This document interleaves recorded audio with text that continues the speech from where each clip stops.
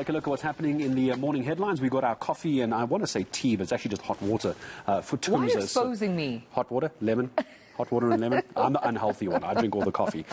Mark Hayward, morning to you from Maverick Citizen, joining us this morning. We'll look at the Star and the Witness in a moment. First, Mark, your publication looking at workplace interference. I feel this is going to become a very hot potato, politically and socially. Morning, Mark.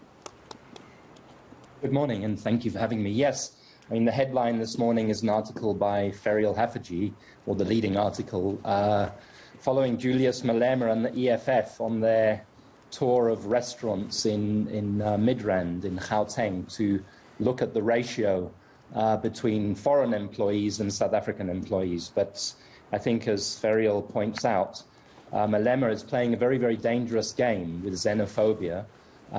She describes him as swimming in the same fish pond as the Patriotic Alliance and AXA, who are nibbling at the EFF's support base, and therefore he's resorting to xenophobia. And I think it's tragic, because up to now the EFF has prided itself on being a Pan-Africanist party and not resorting to ethnic chauvinism. So we must watch this space, I guess, and be very, very careful. Yeah. I mean, when I also saw his response, also reports around him conceding that what they'd found from at least, I think, 3 restaurants or so at Mall of Africa, that there is that 50-50 ratio between foreign nationals and, South Africans. I wondered, because it seemed to me that Julius Malema and the EFF, Mark, had always been pro, African foreign nationals in the country. They've been anti any other political party, almost bullying them or calling them out on anything they thought the foreign nationals were doing, illegally or otherwise, accused in the country. So I was a bit surprised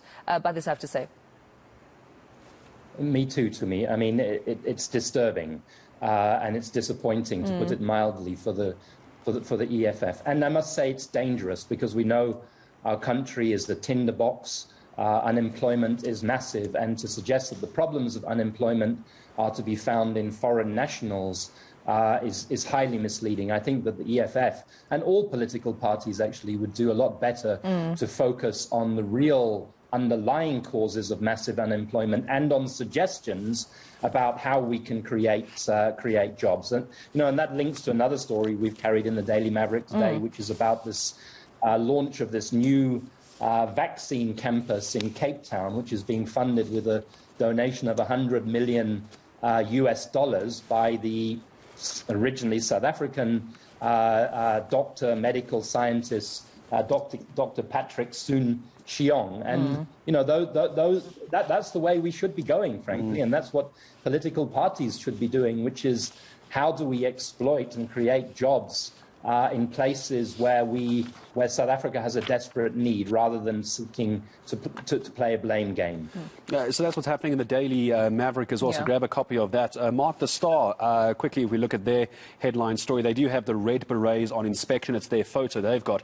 But I cannot believe we're now into 2022, Toombs and Mark, and we're still talking about a school and lesbian learner facing off again. This is this ongoing case against a school accused unfairly discriminating against a learner who disclosed she had a same-sex lover.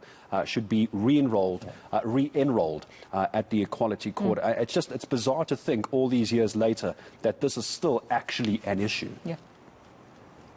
Well, exactly. As you say, all these years later, our Constitution, which came into effect in February 1997, outlawed discrimination on the grounds of sexual orientation. And here we have a case in 2022 or 2021 on precisely that. And it's shocking, because this young learner, young woman, was sent home and told that she needed motherly love to heal.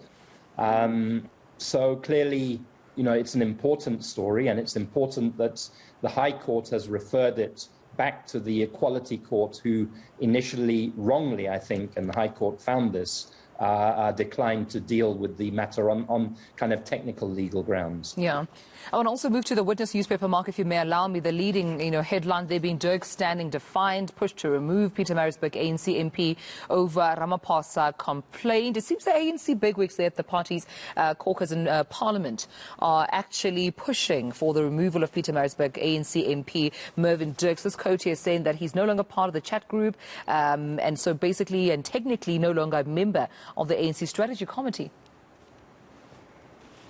Well, to me, I mean, this is more of what we expect, isn't it? It's more of disunity in the ANC, taking that disunity into the heart of Parliament, into one of the most important committees in Parliament, SCOPA. And I think it points again to the unviability, untenability of the so-called unity project, because Dirk is a open member of the so-called radical economic transformation faction. I think Cyril Ramaphosa would do better to ditch the idea of a unity project and to advance the idea of an integrity project for the ANC.